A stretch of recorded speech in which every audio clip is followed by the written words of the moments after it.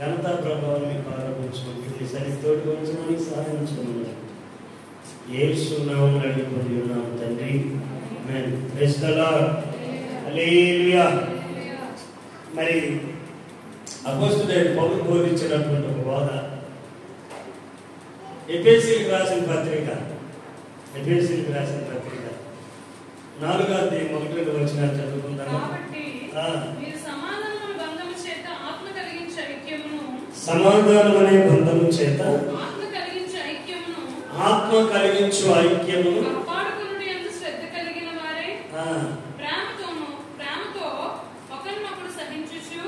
మీరు పిలువబడిన పిలుపునకు తగినట్టుగా దీర్ఘశాంతంతో కూడిన సంపూర్ణ వినయముతోను సాత్వికంతోను నడుచుకొనవలెనని ప్రభువును బట్టి ఖైదీనైన నేను మిమ్మల్ని బతిమాలుకొనుచున్నాను. చాలు దేవునికి స్తోత్రం. హల్లెలూయా. ఐక్యతను కాపాడుకున్నటకు అంటే సమాధానం అనే బంధము చేత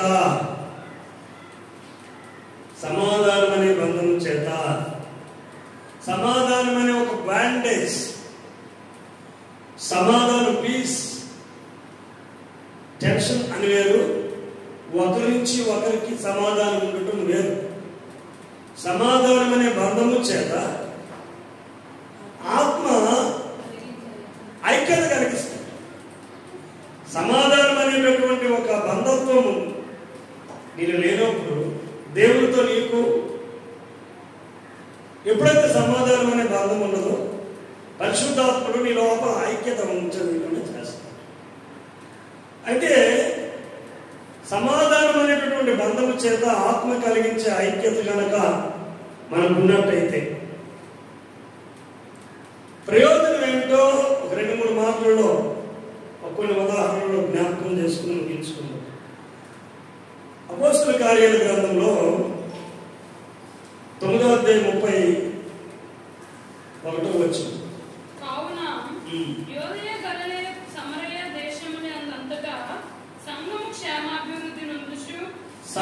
క్షేమాభివృద్ధి నొందుచు సమాధానం కలిగి ఉండేను. ఎక్కడెక్కడ 3 సంఘాల పేర్లు చెప్పాడు. లాభం మీకు ఏం చెప్తానంటే సమాధానం అనే దాన్ని కనుక నువ్వు కాపాడుకోగలిగితే నేనేంటి క్షేమాభివృద్ధి, క్షేమము అది అభివృద్ధి. దేవుని సన్నిధి లేనిది క్షేమం కాదు, దేవుని సన్నిధి లేనిది అది అభివృద్ధి కాదు. క్షేమము అభివృద్ధి. తర్వాత పరిశుద్ధాత్మ వలన ఆదరణ కలిగి వారు నడుస్తూ విస్తరిస్తారు అనేది ఇక్కడ పాయింట్. దేవునికి స్తోత్రం. హల్లెలూయా. ఏంటి లాభం ఏంటమ్మా? ఒకటి, నువ్వు క్షేమం ఉండి ఆ క్షేమము అభివృద్ధి అవుతుంది. అది ఎలా అంటే సింపుల్గా చెప్తాను. అప్పు అని మాట విని ఎన్ని సంవత్సరాలు అయిందో అంటావు రానున్న రోజుల్లో.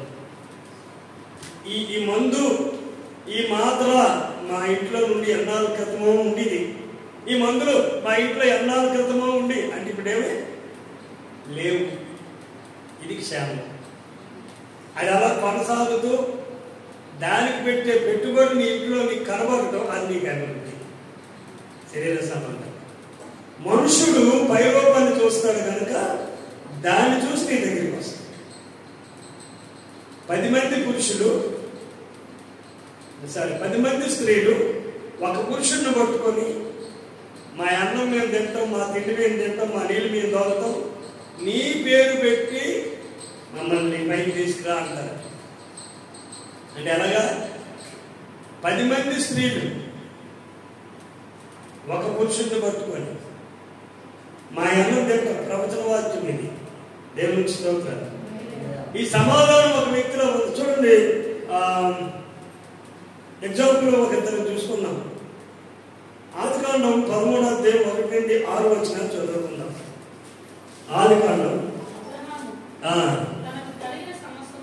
అబ్రహాము తనకు కలిగిన సమస్తమును తన భార్యను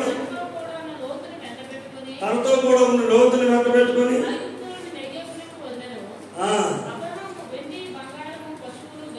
వెండి బంగారము పశువులు కలిగి బహు ధనవంతుడై ఉండెను.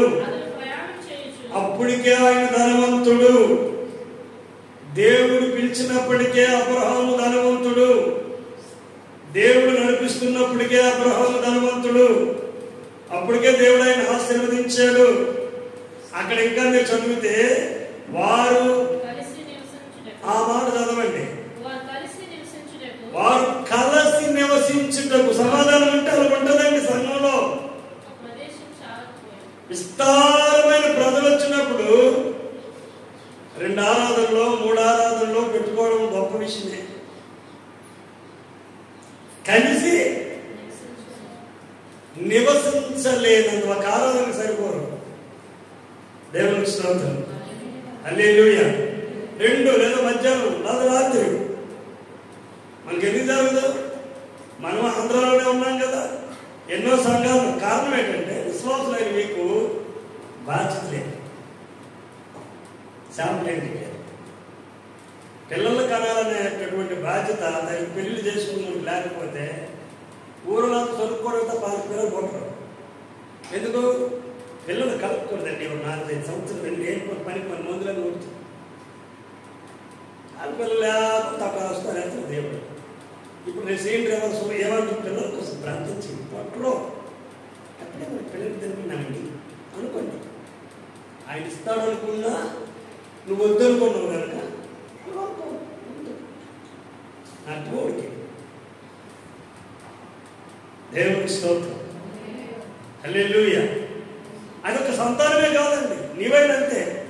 నువ్వు ఎవరికి సువార్త చెప్పను, ఎవరిని నడిపించను, ఎవరి దగ్గరికి వెళ్ళవు, నీ సాక్ష్యం చెప్పను అని అనుకుంటే దేవుడు నిన్నే లేకపోతే నీ అభివృద్ధి, నీ ఆశీర్వాదం తేటగా ఉండమని దేవుడు చెప్తాడు. దేవునికి స్తోత్రం. హల్లెలూయా. అయితే ఇక్కడ అబ్రహాము లోతు విషయానికి వచ్చినప్పుడు రాయబడిన మాట ఏంటంటే, వారుకున్న సమాధానం వలన వారికి కలిగిన ఆస్తి వారు కలిసి నివసించలేనంత విస్తారమైంది. Praise the Lord. హల్లెలూయా. మరి అలాగే 11వ వచనంకి వచ్చామనుకోండి, అక్కడ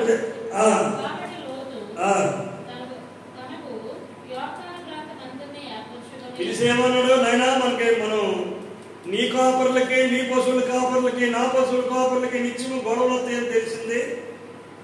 మరి నువ్వేమైనా సముదాయిస్తావు అనుకుంటే నువ్వేం చేయలే. మేత తిరిగి నా దగ్గరికే వస్తుంది కనుక చూడు ఏం చేద్దామంటావు. మరి నువ్వు ఎక్కడికైనా వేరే వెళ్తావా, ప్లాన్స్ ఉన్నాయా అని అబ్రహాము లోతుని అడిగితే ఏమన్నదే అనియా, నీ వల్లే మనం కలిసి నివసించలేనంత ఆస్తి వచ్చింది. ఎక్కడికి వెళ్ళమంటారు? దానికి కారకులైన వారు, నిత్యము గొడవ కారకులైన వాళ్ళు ఎవరో వాళ్ళని కంట్రోల్ చేసేస్తే గొడవే ఉండదు కదా. పశువులు పొడుచుకున్నప్పుడు మనమేలా విడదీసాయి. లోతు ఎద్దు అబ్రాహం ఎద్దుని గుద్దుకుంటాను. ఆ లోతు వెళ్ళి ఆ ఎద్దుని అబ్రాహం సేవకుడు కొట్టేస్తున్నాడు. అబ్రాహంలో ఎద్దుని లోతు సేవకుడు వచ్చి కొట్టేస్తున్నాడు. ఇప్పుడు నీవు నేను ఆది ఈల్ది అన్నిది అబ్రహాముకి లేదు, కానీ లోతుకి అరేంజ్ చెప్పిన వాళ్ళు ఉన్నారు. చూడండి, మీ అన్నగారు ఆవులు మన ఆవులు పొడిచేస్తున్నాయి, కొడితే గొడవలు అవుతాను రాదు అనేసంటే ఎప్పుడు నిండో అనుకుంటాండి. ఎలాగైనా అవకాశం వస్తే బయటకు వెళ్ళిపోతుంది. ఒక గొడవ వచ్చింది, ఎందుకలా నిత్యం గొడవలు ఏర్పడుతున్నాయి, ఇలా కరెక్ట్ కాదు కదా అంటే అప్పటికే కన్నులెత్తి యోర్దాను ప్రాంతం అంతా చూసి తమకు కలిగిందని తన వాట ఏంటది తన వాట పట్టుకొని వెళ్ళిపోయాడు. ఇక్కడ ఎంతమంది మిగిలి ఉన్నారు? ఇంకా ఒక్క లోతు పోతాడు. దేవుడు అబ్రహాంతో మాట్లాడాడు. 50 మంది 40 మంది 10 మంది ఉన్నా నీతిమంతులు కావాలి. 10 మంది నీతిమంతులు ఉంటే దేవుడు నీ కళ్ళలో కనిపించి 500 రూపాయలు కట్టలు చేతులు పట్టుకొని, బైబిల్లో చేతులు పట్టుకొని, నీవి రెండింటిలో ఏది కోరుకుంటావని చెప్తే ఏం కోరుతావు? బైబిల్లో చేతులు పట్టుకొని 500 రూపాయల కట్టలు, పెద్ద పెద్ద కట్టలు చేతులు పట్టుకొని నీకేం కోరుతామని చెప్తే అబద్ధం ఆడకని చెప్పండి. ఏం కోరుతావు రోజు గారు? ఉండవు భక్తులు ఏం కోరుతారు?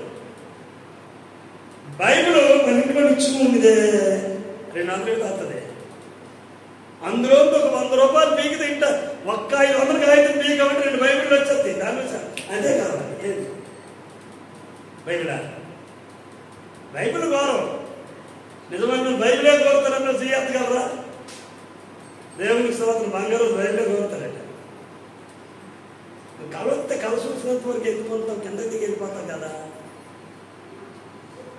కలవస్తే అది వచ్చే ఫస్ట్ దేవుడు అడగకుందే అమ్మో. దేవునికి స్తోత్రం. హల్లెలూయా. దేవుడి దర్శనంలో సమూయేలు పిలిచినట్టు కదా, ఎవరైనా దావీదు కుమారుడు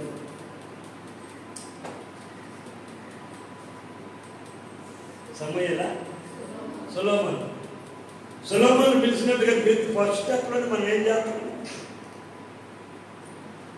చూడండి. అబ్రహాము లోతునకు ఉన్నటువంటి ఆస్తికి గల కారణం వారు కలిసి నివసించారు. నువ్వు కలుపుతాను వారి సంఘస్థులతో సేవకులతో. ఈరోజు దాటితే మళ్ళీ దేవుడు అవకాశం ఉంటే మళ్ళీ ఈ రోజే మళ్ళీ మధ్యలో ససిమేద కాదు, తప్పది మళ్ళీ బాగా. దేవునికి స్తోత్రం. అది మనకి ఏముందో ఒకసారి ఆలోచించుకుంటాం. ఎందుకంటే కార్తీక మాసం దాటితే మళ్ళీ కార్తీక మాసాన్ని బతికొంతామో లేదనే కదా గొడ్ల మార్చి బతికిమో. గొడ్ల మార్చి బతికిన కారణం ఏంటంటే ఈ కార్తీక మాసంలో మనం మిస్ అయిపోవడం అంటే మళ్ళీ కార్తీక మాసం కొంటామో ఉన్నామో. చెయ్యాల్సిందల్లా దీపారాధన దోపారాధన అది ఇది గొల్లు కేకలు మొత్తం అంతా అయిపోవడమే. తర్వాతకేమో నీకు అలా కాదు కదా.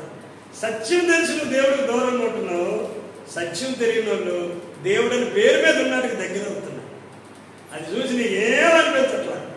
ప్రయత్నం చూడండి, ఇక్కడ సమాధానం అనే బంధం చేత ఆత్మ కలిగించు ఐక్యతను నీవు నేను కాపాడుకోకపోతే అబ్రహామును విడిచిపోవలసినటువంటి లోతు బ్రతుకు లాంటి బ్రతుకు అయిపోతుంది. కట్టుబట్టలు కూడా లేవు, తిండి కూడా లేని పరిస్థితి అయిపోయింది చివరికి. ఇక రెండో పాయింట్ దావీదు దగ్గర. దావీదు చూడండి ఒకసారి. మొదటి సమూయేలు గ్రంథము 18వ అధ్యాయం 1 నుండి 5 వచనాలు చదువుకుందాం త్వరగా. దావీదు సౌలుతో మాట్లాడుతూ చాలించినప్పుడు యోనాతాను హృదయం. దావీదు మాట్లాడుతుంటే యోనాతాను హృదయం అట దావీదు హృదయంతో కలిసిపోతుందట. యోనాతాను దావీదును యోనాతాను హృదయమే కలిసింది. గుర్తుపెట్టండి, యోనాతాను హృదయమే దావీదుతో కలిసిపోయింది. యోనాతాను హృదయమే ప్రాణ స్నేహితుడిగా ఏం చేసుకున్నాడు. యోనాతాను దావీదుతో విపరీతమైన ప్రాణ స్నేహితుడిని ఏమంటారు నాయన ఇంగ్లీష్లో? డార్లింగ్. ఏ బాగా పోయేది అందులో ఉన్నాయి, బాగా శిల్పులు ఉన్నాయి. ఎంతున్నావు నాకే అర్థం కాదు. డార్లింగ్ అంటే దాని అర్థం ఏంటి? ప్రాణ స్నేహితుడు. పదే ఇంకేముంది చెప్పు. అక్కడ బాధ అంటాను బుర్ర కదా. నీకేమర్థమైంది ప్రాణ స్నేహితుడు అంటే? చెప్పు. బెస్ట్ ఫ్రెండా?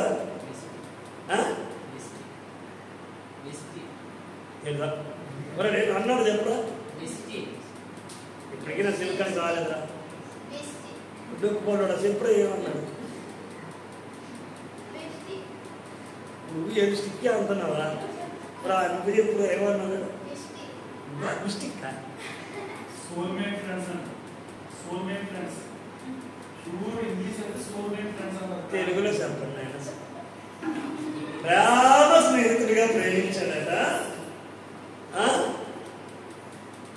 నిన్ను విడిచి నేను ఆదివారం వస్తాడు. నా స్నేహితుడా నిన్ను విడిచి. ఇక దేవుడి మీద ఎంత ప్రేమ పాడాలో పాడేస్తారండి ఆదివారం. మళ్ళీ ఆదివారం. దేవుని స్తోత్రం. అంత ప్రాణ స్నేహితుడిగా ప్రేమించి తండ్రే తన ప్రాణ స్నేహితుల మీదకి దుర్మార్గుడుగా ఉంటున్నాడని తెలిసి తండ్రిని నివారించే ప్రయత్నంలో ఫెయిల్ అయ్యి అప్పుడు ఏం చేయాలి మరి? చూడండి 20:42 వచ్చింది. 20 అధ్యాయం అదే ఒకటో సమయం 20:42. అంతటి యోనాతాను యెహోవా నీకును నాకును మధ్య నీ సంతతికి వినండి, నా సంతతికి మధ్యను ఎన్నటన్నిటికి దేవుడే మన మధ్య సాక్షిగా ఉన్నాడు. మనమిద్దరము ఎన్నికలు చేసుకోలేదు కదా ఇద్దరు. దేవుడి నామాలు ప్రమాణం చేసుకున్నది ఎవరండి? అదా మేడంకి అర్థమైందా? యెహోవా నామాన మీకు చెప్పారో లేదా కానీ ఫస్ట్ టైము ఒక మ్యారేజ్కి సాక్షి సంతకం పెట్టారు. అప్పటి వరకు వాళ్ళు ఎక్కడ ప్రార్థన అయితే, ఎక్కడ విజ్ఞాపన అయితే అక్కడ, ఎక్కడ సరికి పిల్లి, ఎక్కడ పెంట. వాళ్ళిద్దరు విజ్ఞాపన అనేసరికి బైకుల మీద తిరిగేస్తారు. అక్కడ అమ్మాయి, ఇక్కడ అమ్మాయి. సినిమా కాదు. సరే వాళ్ళింట్లోనూ ఈయనింట్లోనూ నచ్చింది. కట్న కానుకలు నచ్చాయి, రంగులు నచ్చినాయి, తీరో టెస్టింగ్ 3 వచ్చాయి, మొత్తమంతా నచ్చింది. మొబైల్ మీద వచ్చినాయి. మరి సరే పెళ్ళిళ్ళు చేయమన్నా చేయదు. నాకేమైంది? పెద్దయ్య గారి ప్రసంగం నేను నడిపించుకుని జోసెఫ్ గారు రిజిస్టారు.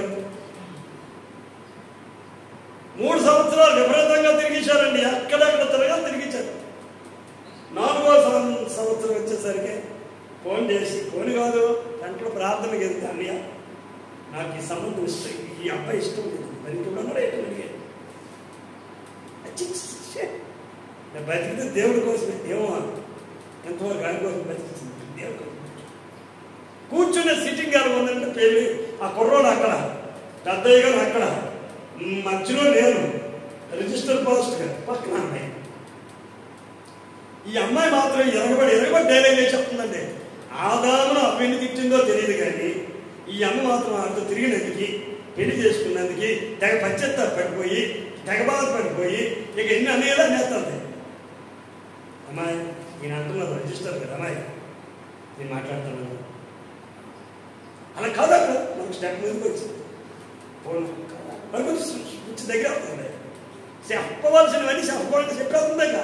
అమ్మ చర్చి కదా మాట్లాడుతున్నాను అన్నయ్య గారు అంతే అంటే నాకు తెలియదు అందులో అని ఆడి మీద కూర్చునే ఎగిరిపోతుంది మనిషి. నేను ఏం చేసి మనిషిలో అవబోతారు కదా, చూసొస్తారు మీరు. కొట్టాడు ఎవరికి? ఆ చెప్పింది కూడా ఎన్నయ్య కొట్టదు అసలు. మరి నువ్వు చెప్పురా అన్నా అది చెప్పింది అనే కదా. ఇది చేయబోయేస్తుంది అతన్ని. నేను ఏం చేశానంటే 5 ట్రిప్పులు ఆగానండి. 5 ట్రిప్పులు ఆగాను. 6వ ట్రిప్ ఛాన్స్ లేదు. కొట్టే కుర్చీతో కూడా పడిపోయాను. అప్పుడు టైం 12 మధ్యాహ్నం. నేను 10 కూర్చోను. గంట సేపు ఏడ్చిందండి. ఏం కాదలే ఏడుస్తే పాపం ఏదైనా అనుకుంటాను. కొట్టిన దెబ్బ చిన్నది, అందుకంటే ఎందుకు ఏడుస్తుంది, ఎంత సమర్పణలా ఉంది అనుకుంటాను. కానీ అది కాదు, దైవజనుడు కొట్టిన దెబ్బకు పశ్చాత్తాపం వచ్చింది. అయ్యగారు అలాగా సంవత్సరం పెద్దయ్య గారు నాకు సీన్ అర్థం అవ్వట్లేదు. ప్రభు ఆయన సెట్ అయితే నేను కొడుకుని సంవత్సరం అర్థం లేకపోతే నా బాధ పెట్టిందే. మొట్టమొదటిది సాక్షి సాగుతుంది పెళ్ళికి, అదే ఫస్ట్. మళ్ళీ లేవైనైతే మన చెయ్యి ఐరన్ హ్యాండ, మన లెగ్గ ఐరన్ లెగ్గ వద్దు ప్రభు, ఇది సైతానుడు కూడా జరగకూడదు అని నా బాధ నాది. ఆయన అంటాడు రిజిస్టరు, ఇప్పటికి నేను 100 పెళ్లి చేశా, ఒక్కరు కూడా నాకు ఎదురుగా సమాధానం చెప్పట్లా అన్నాడు ఆయన. కానీ ఇంతకీ నీళ్ళు తెస్తాడు, నీళ్ళు తాగెత్తుంది, మళ్ళీ ఏడుస్తుంది. పాలు రామనిచ్చారు, పాలు తాగెత్తుంది, మళ్ళీ ఏడుస్తుంది. ఆ పెద్దలు ఉన్నారు, ఈ పెద్దలు ఉన్నారు, తగిలి ఒక చోటుకి. ఇంతకీ ఏడుపులో అంశం ఏంటో చెప్పనా? హలో ఏనండి, ఏడుపులో అంశం ఏంటో తెలిసిన? ప్రభువా నేను పాపాత్ముడైనా, ఇదిగో సమరయ స్త్రీని కనికరించినట్టు నన్ను కనికరి. ఇదేంటిది? కొట్టిన దెబ్బకి ఏడ్చిన ప్రార్థనకు సంబంధం అంటే పశ్చాత్తాపడుతుందా? దైవజనులు గద్దించినప్పుడు దిద్దుకోలేకపోయాడు. మరి ఎప్పుడు దిద్దుకున్నా? ఒక శిక్ష పడింది దుడ్డు చేస్తూనే పట్టేయాలి కూర్చి మరి పనికి రాలే ప్లాస్టిక్ తిరిగిపోయా. అప్పుడు పడి మోకాల మీద బంగుకునే ఆ గొడవ దగ్గరికి వెళ్ళి తగ్గిప్పుడు ఇద్దరు పిల్లలు 15 సంవత్సరాలు వదిలి పెళ్ళి. సూపర్ తగలాలండి, లోతుకు తగలే కొట్టినోడు లేడు. పట్టేరు లోతు కూడా పీకరా. ఎన్నాళ్ళు ఎవరి వాళ్ళు ఉంటారు? నువ్వు పైకి వచ్చినావు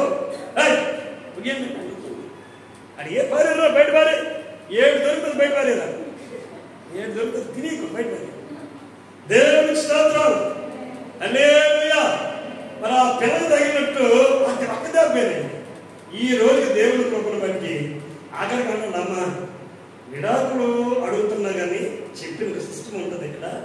క్రైస్తవ వివాహాల్లో ప్రమాణకాలు తప్ప మరి విడాకులు ఉండవు, గవర్నమెంట్ కూడా ఇవ్వదు అని ఎన్నో చెప్పడం అందే ఊరిక తెగ విచ్చి వచ్చేప్పుడు చర్చీలు మళ్ళీ వచ్చి బుధురా ఆడే వాళ్ళకి కాదో అంకులో అన్ని చెప్తాను. ఇంకా చెప్పడం అట్లా రెచ్చిపోతుంది.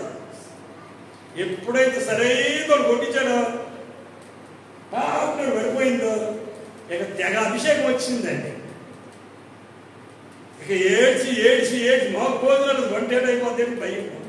అందుకే అట్లా పశ్చాత్తాపడుతుంది. ఎక్కి ఎక్కి ఏడ్చి తనకు గుర్తొచ్చిన సండే స్కూల్లో గుర్తొచ్చిన వాక్యాలన్నీ తీసేస్తుంది. ప్రార్థన చేసుకుంటుంది కన్నీటి ప్రార్థన. మేము ఫీలింగ్ ఇదే కొట్టించేయడానికి కాదు కాదు మాస్టర్ గారు అలా కొట్టేస్తారా అనడానికి కూడా అవకాశం లేదు.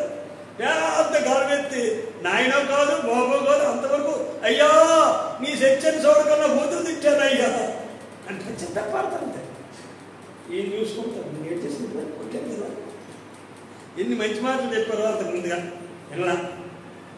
అప్పుడు మేము బొంగురుకొని మా కాలం దగ్గరికి వెళ్ళిపోయాడు. కాలుకున్నాను నేను ఎప్పుడు నేను విడిచిపెట్టాను. ఈరోజు 15 సంవత్సరాలు విడిచిపెట్టలే. అలాగే వాళ్ళు దేవుని స్తోత్రం. అప్పుడు ఒక కోటలు కొడుతున్నాడు ఎవరో నమస్కారం మరి అనుకోండి. ఎందుకలా తెలిసిన ఇప్పుడు చూడండి. ఇప్పుడు మనం చదివిన 42వ వచనం ముందు సమూయేలు మొదటి సమూయేలులో అదే యోనాతాను వచ్చి విడిపోయాడు. 18వ అధ్యాయంలో అదే యోనాతాను ప్రాణం కలిసిపోయిన ఫీలింగ్ ఇచ్చాడు. అదే 18వ అధ్యాయము 2-3 వచనాల్లో ప్రాణ స్నేహితుడిగా భావించాడు. 42వ వచనం 20వ అధ్యాయంకి వచ్చినాక నీ దారి మీది నా దారి నాది అంత మధ్య యెహోవాయే సాక్షి. సచ్చినోడితో సచ్చాడు కానీ బ్రతికినోడి పక్షాన్ని రాలేకపోయాడు. కారణం సమాధానం లేక. తన తండ్రితో పాటు సచ్చాడే కానీ తన ప్రాణ స్నేహితుడితో బతకలేకపోయాడు. ఎవరు? యోనాతాను. నీ ప్రాణ స్నేహితుడు యేసుక్రీస్తు. దేవునికి స్తోత్రం. నువ్వు ఈ మనుషుల్లో ఎవరితో బ్రతకకపోయినా పర్వాలా, నీ సమాధానం పోకుండా చూసుకో. ఆత్మ కలిగించే ఐక్యత చూడండి. నీకు అంతే మార్చు ముగించుకున్నాను. చివరి వచ్చిన మీదే కీర్తన గ్రంథం 133వ కీర్తన 3 వచనాలు ఉన్నాయి. ఆ 3 వచనాలు చదవండి. కడత మాటలు సహోదరులు ఐక్యత కలిగి నివసించుడా ఎంత మేలు ఎంత మనోహరము. హల్లెలూయా స్తోత్రం. యేసురక్తం చెదనేమో తెలుసా? ఆశీర్వాదము శాశ్వత జీవము ఆశీర్వాదము కలుగును గాక. అది ఎప్పుడు ఆమె ఎప్పుడు ఆమె మీద మనం చూసారా ఏముంది?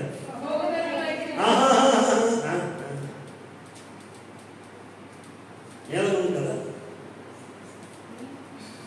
ఆశీర్వాదం శాశ్వత జీవము ఎక్కడ ఉంటాయి? ఎక్కడ నీవు ఐక్యత కలిగి లేదా సమాధానం అనే బంధము చేత ఆత్మ కలిగించు ఐక్యతను కాపాడుకుని దుష్టుడు దాన్ని ఉన్నాడు. సేవకులు సంఘం కలియండి ఎంత బలమైన విషయం జరుగుతుంది అక్కడ. సేవకులు చెప్పినట్టు ప్రతి ఒక్కరు వినండాలిగా ఎంత చక్కగా ఆత్మకార్యాలు జరుగుతాయో. రెండో మాట మాట్లాడకూడదు. అభివృద్ధి అయిన సంఘాలన్నీ దైవజనుడు ఏమి చెప్తే అదే పాటించి మళ్ళీ తిరిగి ఒక్క మాట చెప్పడానికి లేదు. అందుకే సంఘాలు దీవించబడ్డారు. పెరిగిన రెక్కలు కట్ చేసి పడేస్తారు, ఎదిగిన రొమ్మలు కట్ చేసి పడేస్తారు. ఎదగాల్సింది ఎదుగుతుంది అంతే. దీవెనకరంగా ఉండాల్సిందే దీవెనకరంగానే ఉంటుంది. సీతారామయ్య గారు చచ్చిపోయిన పరలోకి వెళ్ళాడు నాకు వెళ్ళాడో తెలియదు కానీ ప్రతి ఆదివారం ఆయనకు ఒక టెన్షన్ పెట్టుకోడు పక్కన కూర్చొని, అయ్యగారు దేవుడు మీకు ఇచ్చిన దాంట్లో ఎల్ఐసి కట్టాడు, ఎల్ఐసి కట్టాడు. మరి ఆయన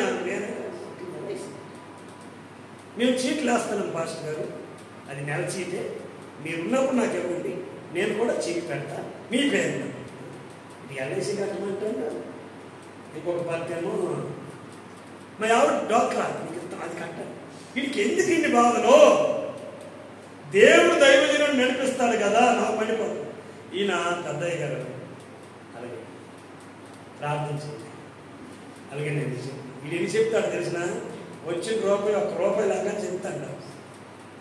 కానీ ఆయనకి అంతా తెలుసు. అయ్యి బాబాయ్ నాకు ఒకసారి తీయలేదు, నాకు దారిలో కూర్చొని అప్పుడు రేటు చెప్తాను మీకు అర్థం. ఆయన కదా అలవాటు అలాగదా దైవజన క్షేమము మొత్తం డబ్బులన్నీ కట్టి మొత్తం డాక్టర్ పెద్దలు కట్టియాలంట.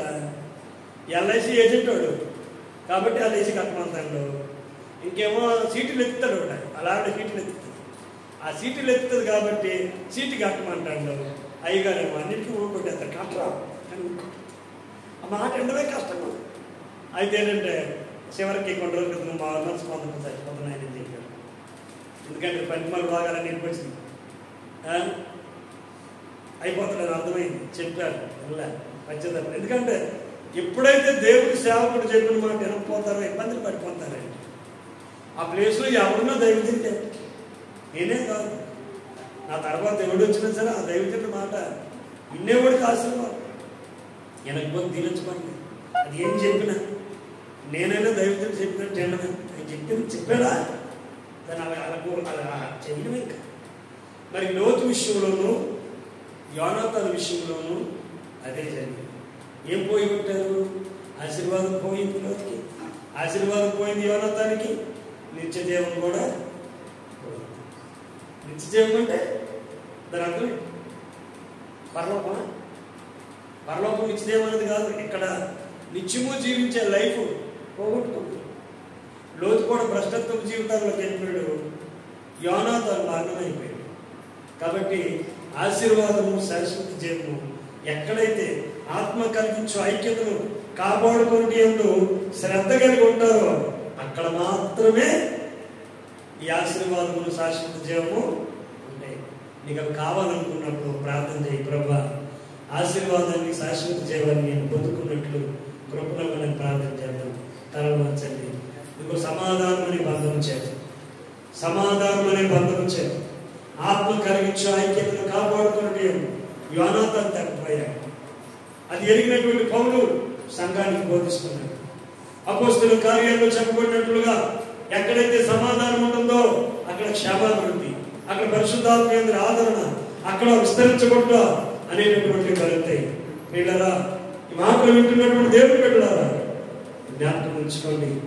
ఆశీర్వాదమును శాశ్వత జీవమును దేవుడు మనకిచ్చినట్లుగా అలాగే ఆత్మ కలిగించు ఐక్యతను కాపాడుకుని యందు శ్రద్ధ కలిగిన వారై నీవు ఉండినట్లుగా పరిశుద్ధాత్ముడు ఆశీర్వాదమును శాశ్వత జీవమును ఒక లోతు తప్పిపోయినట్లుగా యోనాతాను తప్పిపోయినట్లుగా ప్రేమ స్నేహితులను చెప్పిన వాడే తప్పిపోయాడు,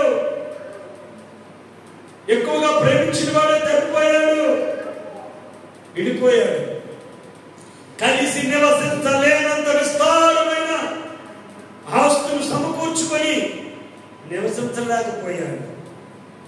ప్రార్థన చేద్దామా? చివరిగా పాస్టర్ గారు ప్రార్థన చేస్తాం.